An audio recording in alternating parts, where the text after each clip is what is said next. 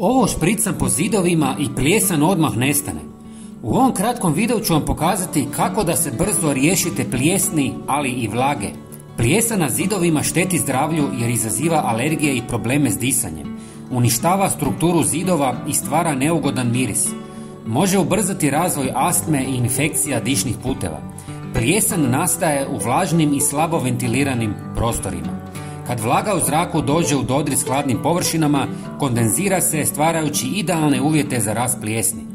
Prije nego vam pokažem kako da to riješite, molim vas, poslušajte ovih par kratkih savjeta za sprječavanje stvaranja plijesni i vlage. Sušenje veša u sobi povećava vlagu u zraku, što stvara idealne uvjete za razvoj plijesni.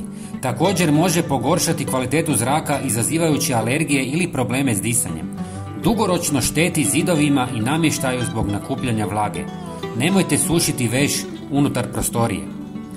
Nemojte stavljati ormare tik u zid jer to onemogućuje protok zraka i može dovesti do pojave plijesni. Ostavite razmak od najmanje 5 cm kako bi zrak slobodno cirkulirao.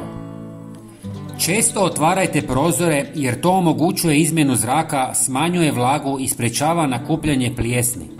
Također poboljšava kvalitetu zraka, uklanja ustajale mirise i osigurava svježinu u prostoru.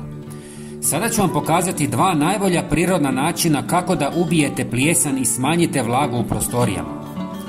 U 200 ml vode dodajte 300 ml alkohola jačine 70% ili više. Možete koristiti i slabiji alkohol, ali onda ga nemojte miješati s vodom. Zatim dodajte 1 ili više žlica sode bikarbone i sve dobro miješajte dok se soda potpuno ne rastopi. Napunite špricu.